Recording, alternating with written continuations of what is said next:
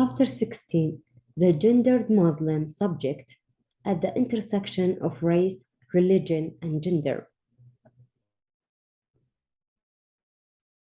The author of this chapter in the introduction mentioned different dimensions, discrimination and violence that have been faced by Muslims. An executive order by Trump titled Protecting the Nation from Foreign Terrorist Entry into the United States. Generalization resurface in the news and politics, previous studies about anti-Muslim discourse.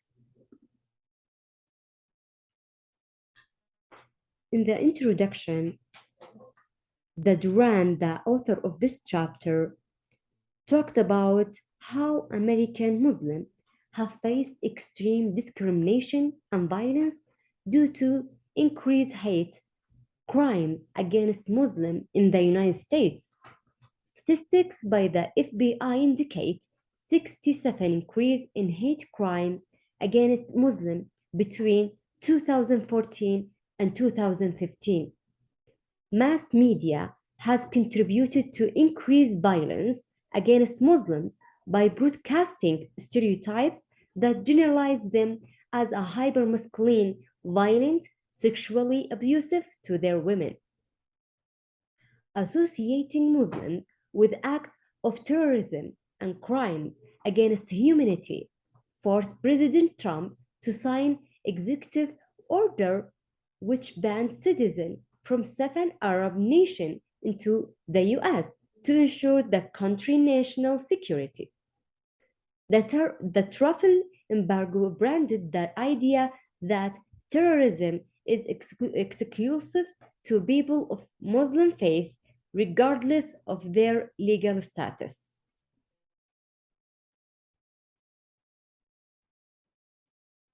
The executive order by Trump, which titled Protecting the Nation from Foreign Terrorist Entry into the United States.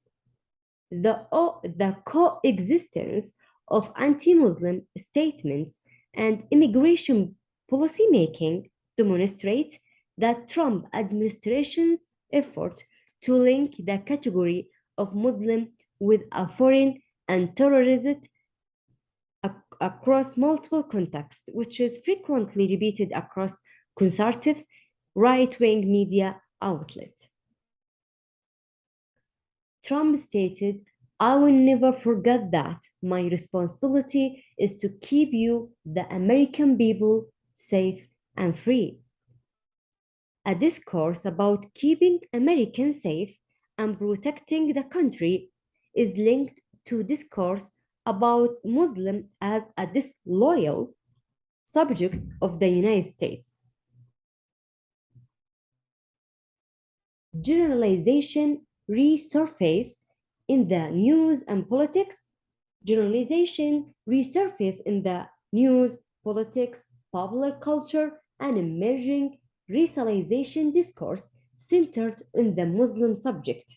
According to Madmani, this is a type of culture talk that conceals the racializing effect on such discourse, the covert nature of Islamophobia, like other racializing discourse, allows racializing practice to continue behind a mask of deniability. Public discourse about Muslim is not limited to talk, that is, language use, but also to visual representation that coexist with a culture talk. Phenotypic cause on the gendered body can be used to read person's ethnic or racial background, transforming race into a naturalized category.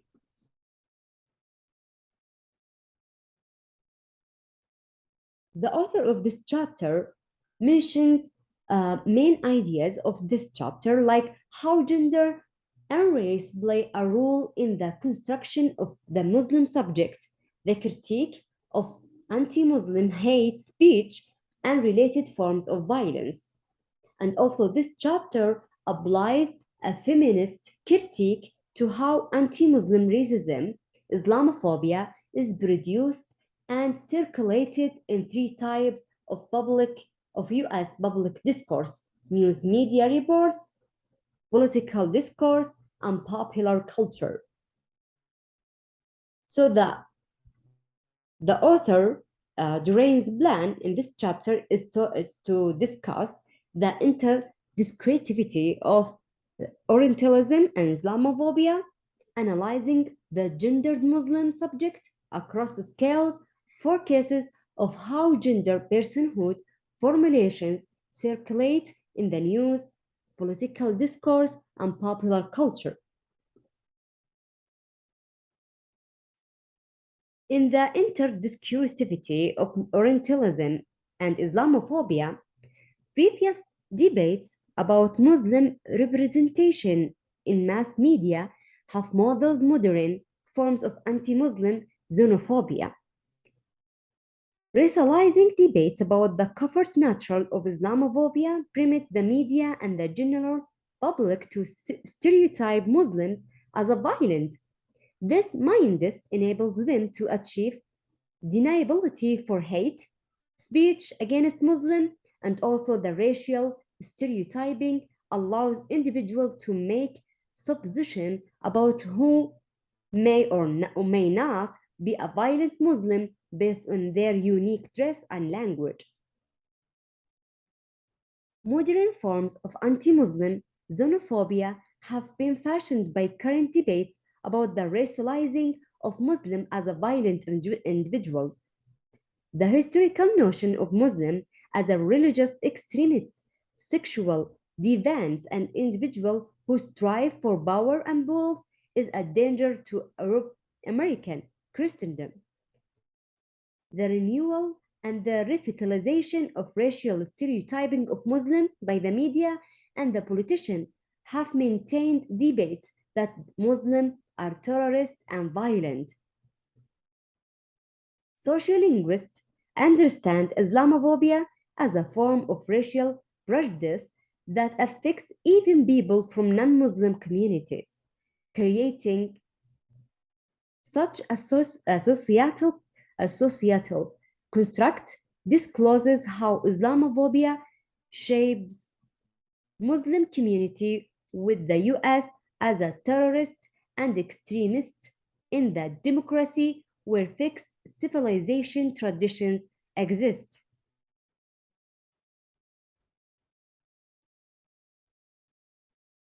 Gendering the good, bad Muslim subject. The theories of savage slut and the suffering slut. This theory can help historical experts understand how gendered models racialization procedure. These theories allow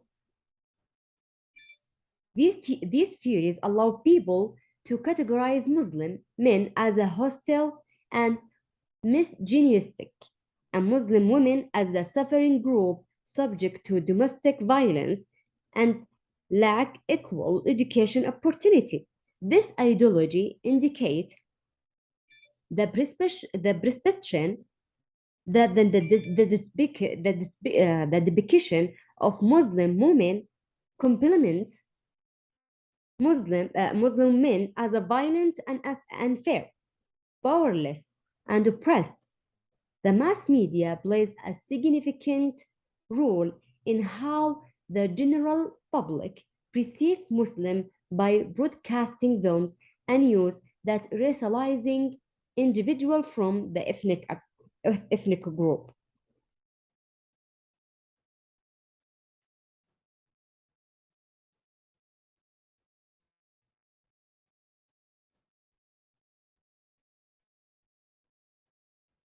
The creation of the social persona that all Muslim terrorists and violent increase hate crimes against individuals who belong to this ethnic group. This damaging construct of personhood encourage anti-Muslim prejudice and racism through mass media and casual public discourses. Durrani used the search Muslim men on the Breitbart News as a well-known conservative news website to highlight the pervert influence on Trump discourse. And she found half of the 8 news stories linked to Muslim men to some kind of violent and the sexualized crime. Discourse about Muslim masculinity, the governing narrative, the Muslim body naturalizes migrant as the terrorist and deems the male Muslim body as a foreign, violent, and dangerous, creating the connection between Islam and the radical violence through the mass media has led to a gender depiction of Islam in a Muslim man. Previous accounts and stories accuse Muslim men of the committing violent sexual crimes against their women, and also Muslim men as a categorizing harsh against their women due to the limited education and employment opportunity and the lack of the freedom to make the financial decision among Muslim women. And here, um, when the author of this chapter, Durrani, type Muslim men in the search of some website, she found Muslim man in Norway raped daughter for being too Western, and these articles, which indicate that Muslim men linked as like a foreign, violent, and dangerous in the US news and websites and these public news. Discourse about Muslim femininity and the hijab. Millennial Muslim women are open to wearing the hijab, a modest fashion as the observable symptoms of Muslim uniqueness in public space. However, these women struggle against policies that forbidden the hijab, founded on an Orientalism perspective that position the wearing as the pressed subject. The competing narrative that Muslim women must wear hijab to honor their faith and the banning of wearing hijab in public space in countries such as France. France put these women in an gendered anti-Muslim spectrum. And this realization, despite how performable behavior can be, situated in an argument about the gendered Muslim subject.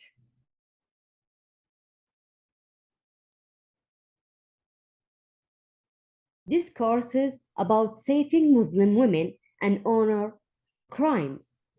Public commentary about honor crimes focuses on how this criminal vice shows the subjection of Muslim women.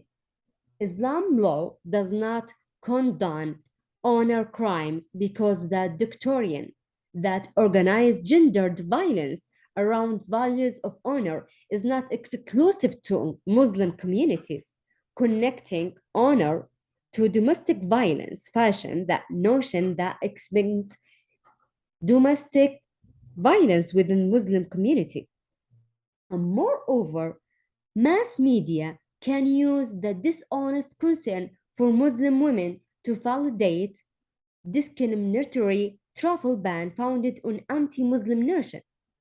The Muslim travel ban depends on the racialization of domestic violence among Muslim households as a category of a remarkable cultural violence that's used to defend against Islamophobia policies and agendas.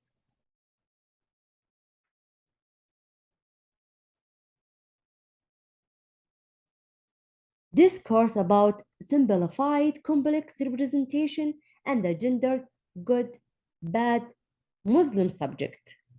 News concerning racial profiling of Muslim, hate and crimes, and workplace prejudice refined the gendered typecast of Muslim belonging to terrorist group after 9/11. Media portrays of people affiliated with the Muslim faith and Arab American as a violent and terrorist create a narrative that validate hate, violence, hate crimes, and harassment against Muslims, using the narrow lens to categorize Muslim as a good or evil is ineffective in addressing the issue of Muslim xenophobia in Western nations. A final note and conclusion: gender and race are co-constitutive extent of how authority expresses itself in social life across background in fried ways. Researchers should consider how sexuality ideology and personal values concerning sexuality exist in historical and the contemporary expression of anti-Muslim prejudice. Thus, the strong correlation between US nationalist ideology and the LGBTQ rights confirms that the suspicion of the individual in this group, like Muslim community, increased by the 25% between 2007 and 2017. The upsurge in anti-Muslim hate crimes and the exploitation of anti-Muslim prejudice has fueled the hatred against people of the Muslim faith. Here is the reference. Thank you.